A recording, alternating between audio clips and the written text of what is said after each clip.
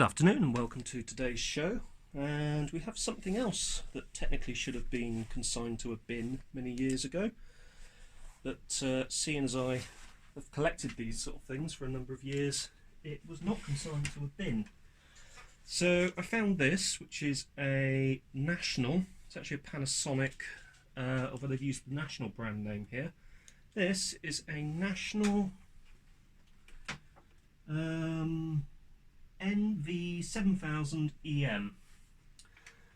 So there are other decks which are very similar to this in the Panasonic range, but this one has a few tricks up its sleeve. It can play not only PAL, but it can also play CCAM and NTSC tapes. So this is a multi-standard machine, probably originally destined for places like Dubai and other places of that sort of nature in the Middle East. We have on the front here a number of warning labels. We have them in English, and I think we also have them in Arabic. So if we actually zoom in on that and pan down, hopefully you can see, if we focus on it, yeah, hopefully you can see those warning labels. So this machine has not been used for a number of years. I haven't even powered it on for a number of years, and I've decided today to actually power it on.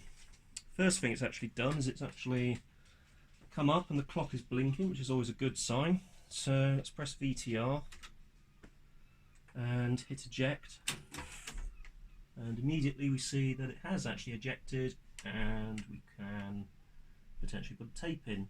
Looks like at some point, if we have a look at this, what may have actually been an original video lamp has been replaced with this LED infrared affair. Not sure if it was like that from the factory, but that was what a lot of later VCRs had. It's actually interesting, quite surprising to see one this early that has it. So I think the first thing to do is we're going to use the RF connector, and we're going to connect it up to the Pi in the background, and we're going to see if we can tune it in to a test signal. Now, what I will do is just plug in this into RF out. There's another switch on the back which I flick down to test, and then place this into the back of the Pi, which is here. That annoying setup again. And that's RF in, that's why. Wrong way round. So RF out, which is the female. RF in, which is male into female. RF in is female. And there she goes. Power on the Pi. Oh, hit mute. Wrong button. There we go. That's probably going to be flickery as hell on the camera, so... Oh, actually that's not great, not terrible. Let's go to channel 12. And let's pop off the side. Gracefully move in front of the camera and get this tuned in. So, number 12 here.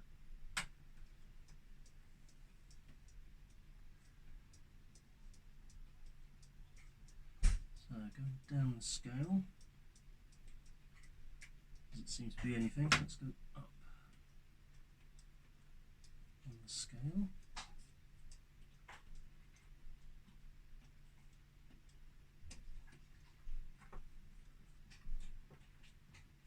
Oh. Test signal. There we go, test signal. What's actually quite interesting is that test signal is used a lot on Betamax machines. That is actually flickering quite a bit, so let's move the camera away. Oh, actually, keep the camera there, but is it different? Oh, actually, yeah, that does make a difference if I put my hand over it, which will allow me to demonstrate what I'm on about. So on Betamax machines, you normally have this white half, black half test signal. On VHS machines, you normally have two white bars going down sort of there and there, with obviously black in between. So it's quite interesting to see what the test signal on this machine is that. So let's flick that back up. What's it on at the moment? It's currently on. Oh, that's on NT, that's on auto. So if I set it to auto is PAL, so you can actually have it on CCAM NTSC or test right down the bottom, which seems to have lost the test signal. So let's try and tune that in again.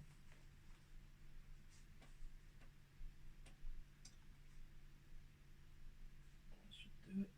Perfect. That's better. So back up to the top position. Right, next thing is to grab a tape and see what happens when we try to play. Thankfully I've got a tape to hand. So let's go on in. Right, first off, let's see if it fast forwards. Yes, it does. And rewind. Rewind no longer works, that's probably need to clean up in that case. Fast forward is fine. Playback, see if we play back.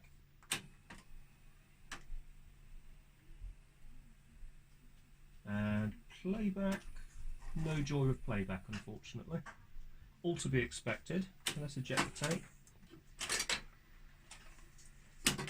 And let's get inside. So, get inside this, we've got these two on the top cover here. What we will do is we will unplug it, and there we go. Hopefully that isn't too terrible, but we will turn the telly off so we don't have as much noise.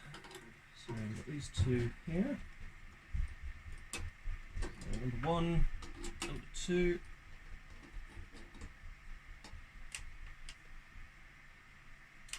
Round the back we should have another 2.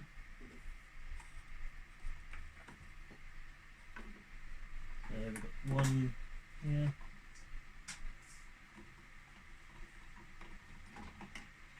Another 1 around here, so we just need to move the machine slightly to fix that.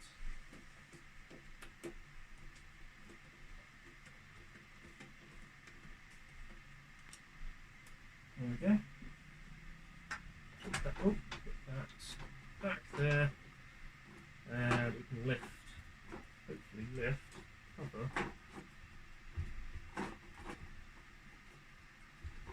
clear of the unit. We need to take that off first. There we go. And there we go, that's the inside. So we'll bring the camera closer and we will focus on the innards of the machine.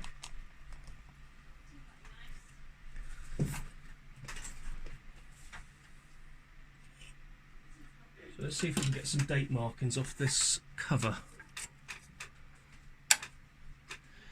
So we have 81, 110. So 1 goes all the way up to 12. That one also goes all the way up to 12. So there is A, B, C, D, E, F, G, H. I would guess we're looking at possibly 1981 for this particular deck, which would fall in line with what Panasonic were producing at the time. Certainly for the PAL market and other regions. So we are quite grubby in here, so I think we need to give this a bit of a brush out before we go really sort of any further. We also need to release this cradle as well, because I just realised I've put that down. If I remember rightly, there was a way you can actually manually release it. There's a solenoid which activates the eject mechanism, which isn't that one, funnily enough.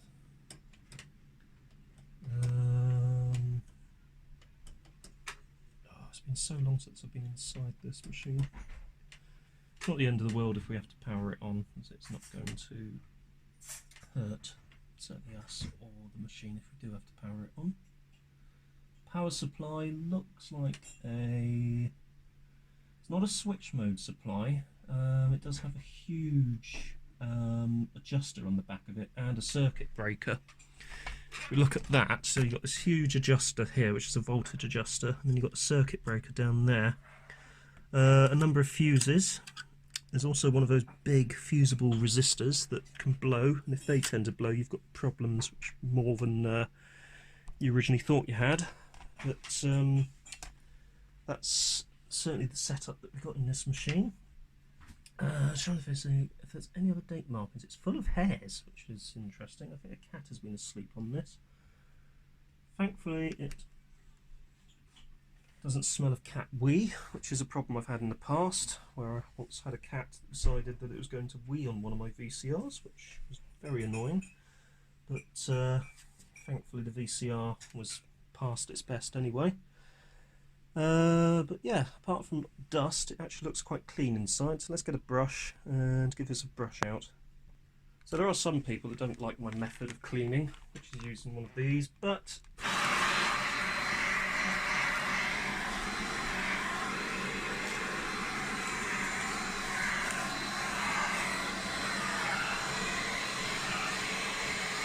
it is quick, effective,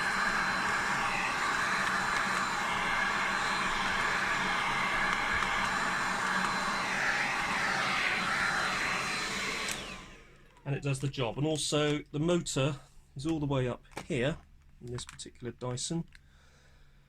The nozzle is all the way down here. It's not connected to mains, it's battery powered, and I would hope that relevant RF shielding is around the motor.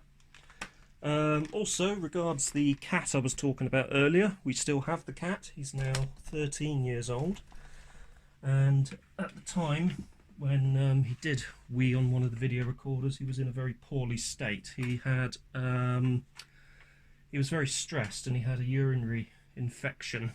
He was basically had sort of crystals in his bladder, and he had to go on to a special medicated diet. Don't worry, the cat didn't suffer for peeing on the video recorder. It was just one of those things. When you have cats, you have to keep things like this stored safely. And after medication, touch wood, in fact touch fake wood side panel of the VCR, which is another nice feature of these Middle Eastern decks, he's doing a lot better. This was nearly 10 years ago that he had this condition, but yeah, he's doing a lot better now. Anyway, back to the video recorder. So I think the first thing we want to do is to get this up and get in there and start cleaning things up. So I'm actually going to plug this back in and just hit eject. So you can actually see which, if we look carefully, eject is, there it is. There is a, there you go, this big white plastic thing. Pull that back, up it comes. There we go, let's power that back off. Next thing I think I will do, oh, there's a nice dampened mechanism.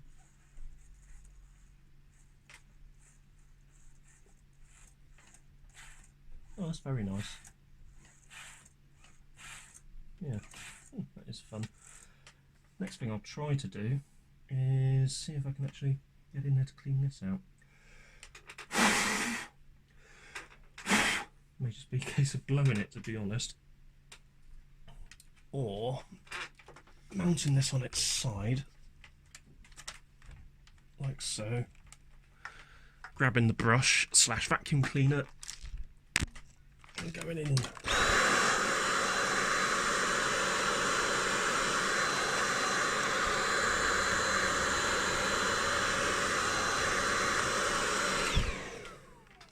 And doing that.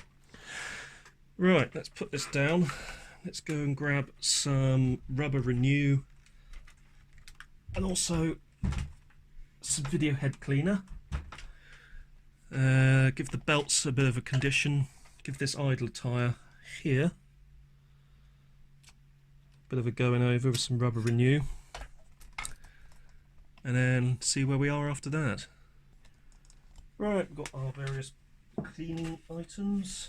Got the old service old video 40, got some rubber renew, piece of paper, and let's see how this is installed on here. 1, 2. So let's remove this top cover from the head drum. So remember, this red screw goes onto this side. We've got an earthing tag there that we need to remember where it is. Using the head tray, the videotape cover there as a very useful screw store.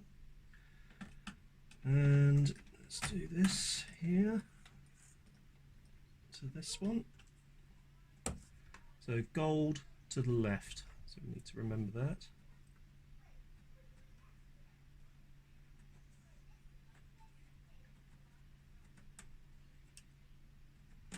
There we go. And this should hopefully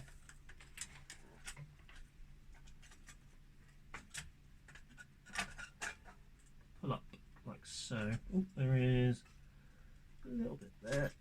There we go. Up she comes.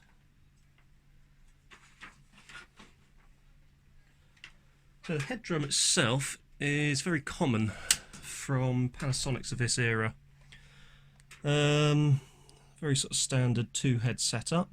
A lot of these Panasonics of this era had exactly the same setup. We got this roller here, which is nice. That's for obviously a tape guide, so that guides the tape over the audio control heads here. It's only got linear mono sound. I'm not sure what that is. I don't know if that's a motor or not. That is the erase head. That is another roller there. Obviously got the mechanism here for drawing the tape over the heads. Video lamp, optical end sensor there for the lamp. Either side, obviously the 2 spools.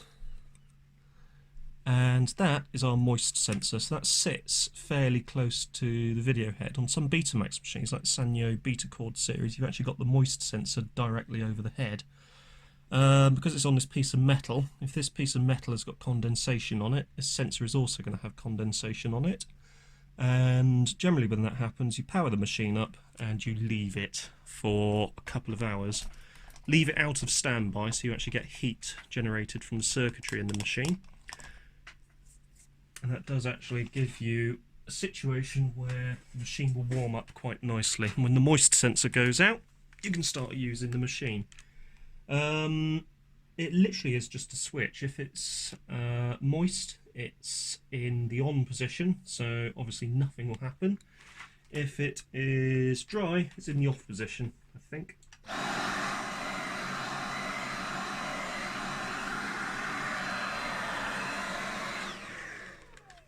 Newer machines, I don't think, seem to have it unless they had a moisture sensor, and never actually shouted about it in the way these earlier decks did. Anyway, let's give the video heads a clean, see what we're working with.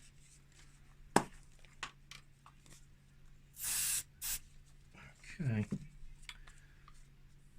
so flat up.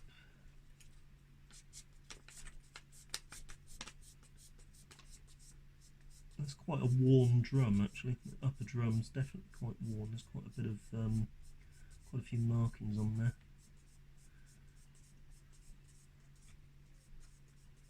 It is also filthy.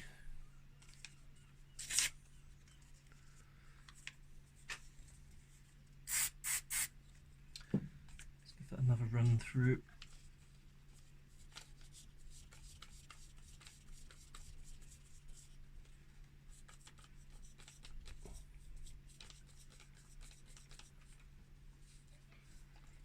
You can really see that is very, very dirty.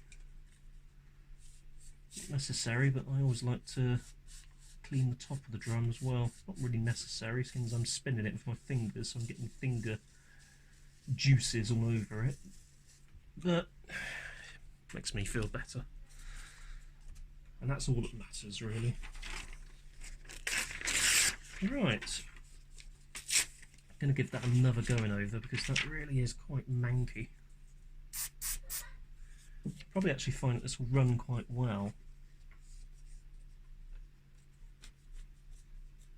with a tape in there. It'll actually get the tape itself, the motion of the tape should get rid of a lot of this dirt, especially if it's a relatively new tape.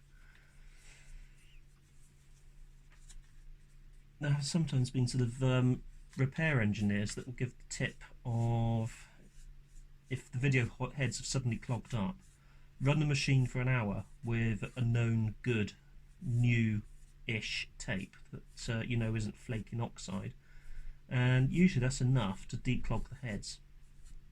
And certainly back in the day it would save the customer a service call-out call, and save the engineer having to leave their workshop where they may actually be doing sort of workshop-based repairs. But yeah, look at that, that is disgusting. I don't think in all the years that I've owned this I have ever cleaned the video heads on this, so that is my bad. That one is on me, as they say. This machine for some time, for a good few years or so, was my daily driver VHS deck. I liked it because it was a quality machine. Yeah, it didn't have any of the trick functions apart from pause and a fast review and queue. So fast forward and rewind search, but it was just a quality machine. It did everything that you could ask of it, and also it played VHS and cassettes in PAL, NTSC and CCAM. At the time I had a 1985 Sony KV21XRTU, which is a 21-inch Sony set built for the UK market. Actually turns out that that set will, with no modification whatsoever, happily accept an NTSC input signal from this machine. So when I was playing an NTSC cassette on this machine, it played perfectly on the Sony, no problems whatsoever, which I was quite surprised at. I didn't realise that a lot of higher end sets back then would actually cope with it, especially ones for the European market. But given that Sony was a world player and they had very similar sets under the Trinitron XBR branding in the States, I suppose it made sense that they would actually use a very similar sort of setup for those sets that they did for the ones they were selling for the European market. But I was quite surprised at that, and yeah, it's something that I have sort of found on Sony sets since. Every sort of larger, higher end Sony that I've owned has quite happily played NTSC material, which is a bit unusual. I was quite surprised, but yeah, I suppose it does make sense. My Ferguson TX9, which is upstairs, the Super Sound does need to have an NTSC to PAL converter in the way, otherwise it won't process the colour signal for NTSC. It will only process the black and white signal. So it will play, but it will be in black and white, so you do need to have in the way a NTSC to PAL converter. Anyway, let's use some of this really quite potent rubber renew stuff. I'm going to use it on the piece of paper again, and we're going to first off put it onto this idler here.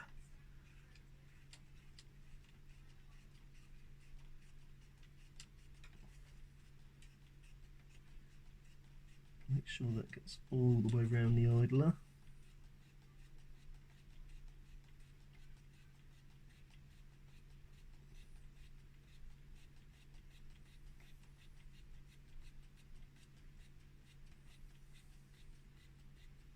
One big thing about these machines is they had several motors, so they actually had a limited number of belts compared to their competitors, but they had a lot of motors in there. So this head is actually on its own motor. There is a motor here which drives the take-up spool, And there's another belt. Oh, that's actually a belt which that belt is quite slack. It may benefit from a couple of new belts in there, but let's see how it goes first before we start worrying about replacement belts. Can we get in there? Yeah. Not sure if there's a rubber boot on this, but certainly putting some of this on here will help our cause anyway. So that's that one. As you can see, that's quite a bit of dirt coming off there as well. So we've got our rubber renew in place. Pinch roller will be the next one we probably want to do. So the pinch roller is here.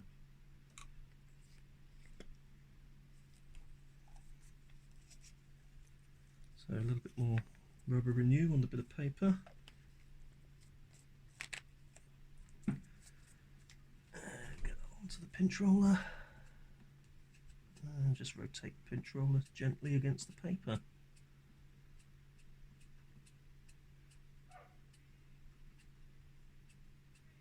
Make sure you get full coverage. So I like to just cycle it up and down like this. It gives us full coverage after our initial first complete rotation. There we go. Put some round the capstan. And that should be enough for the rubber renew. Next thing we want to look at is my favourite job, lubing the mechanism. Not my favourite job, it's a job that you have to do. So, a little bit on the run here, so that will actually take up a bit of that when that's going. Here, over to there. That should take up nicely when that's going through. And there was somewhere else I found that looked like it had quite a bit of movement action down in here. A little bit against there. Right on the travel there, that should do it.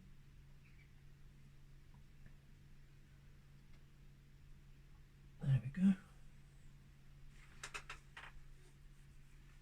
Now, what we need to do is just leave this to dry out for a bit.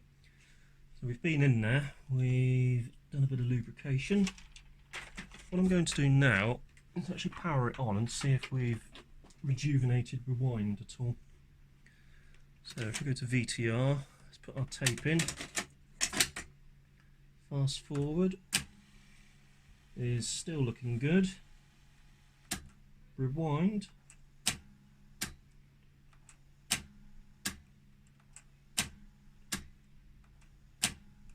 Needs a bit of exercise. So let's give it some exercise on fast forward. So what I want to do is basically just let this fast forward all the way to the end of the tape itself. So when I go to rewind, it's actually going to be rewinding on a spool that's empty of tape, and hopefully there'll be less pressure on it.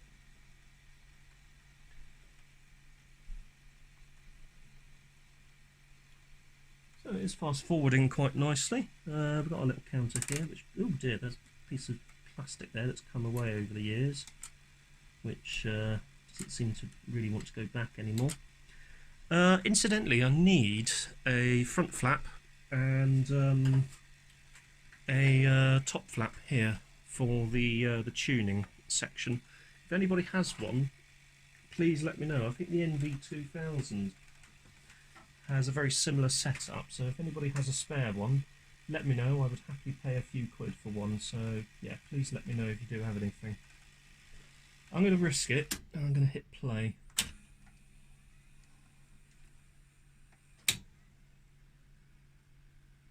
My risk paid off. So let's turn on the telly, and let's see what we have. If we have anything at all, that is. Channel 12. Wait for the telly to warm up. Yeah, that's good. Oh, I know why. RF out. Oh, there we got a picture. That's good. Right, it's a very murky looking picture. That could be because we need to tune it in. Oh, there you go. Tune it in a bit. Perfect. Let's put this cover back on. That's the auto fine tuning control. Demute it.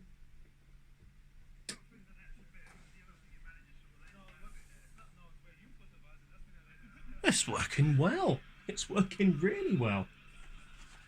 So pause. Not bad. Cue. Works. Review.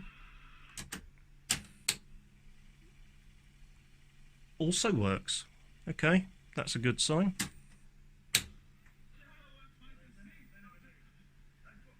Takes a little while for the picture to settle. That might be a combination of the TV, but very likely to be this video recorder, to be honest. So we're set to PAL at the moment. If you set it to auto, we've also got CCAM. CCAM does some interesting things. Auto and PAL or NTSC. We'll leave it set to auto. So you set it to CCAM. Little green light for CCAM comes up on the front, which you can't see there. Here, there you go. Set it to auto. Flips back to PAL.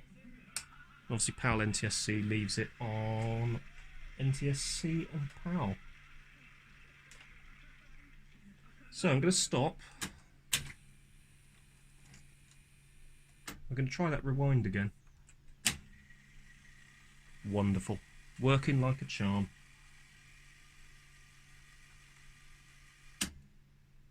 Actually, I'm going to continue rewinding that and go right back to the beginnings. What I'm going to do off camera is put the machine back together and leave it playing. Literally just leave it playing for the duration of this cassette, which I think is 90 minutes. But that'll be enough to give the machine an exercise, and then it can go back into storage for a little bit. Oh, other thing, we've also got Dolby noise reduction as well, which is nice. And what else have we got? A couple of editing features. We've got the audio dub function, which is good. We have ability to have a camera in. We've got a flap on the front here, which reveals a number of things. Tuner or camera. We've got a tracking control here, that might have been why we were flickering actually, because that was right up in the high area. And interestingly, that's slowed down trying to rewind. So I think there is still a bit of an issue with those, with that pulley and that idler. So probably need to do a bit of a further investigation into that. But to be honest, the main thing I wanted to get out of this video was to actually get this working again, because it hadn't been on for a long time. I'd actually put it away because it stopped playing back, and I just didn't have the time to sort it out at the time, so I sort of just put it away for a bit. Right, let's check we're still playing okay.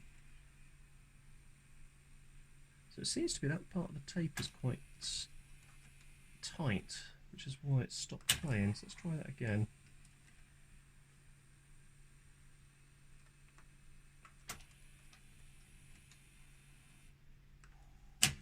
Fast forward's fine. Rewind it does struggle with. Although it seems to be working now.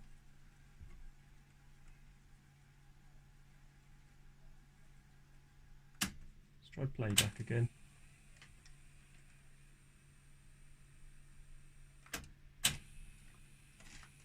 Let's fast forward it to a point where it did seem to be working okay.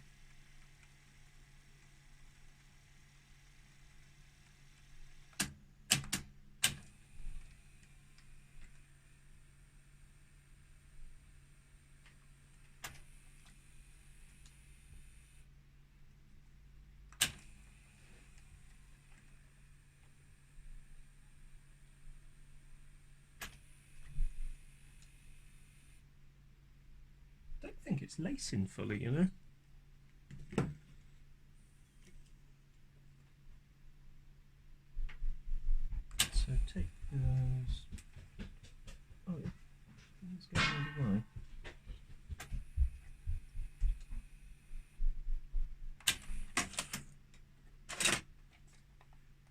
So for lacing, there's going to be belts on the underside which are going to be controlling that. That will be something for me to have a look at.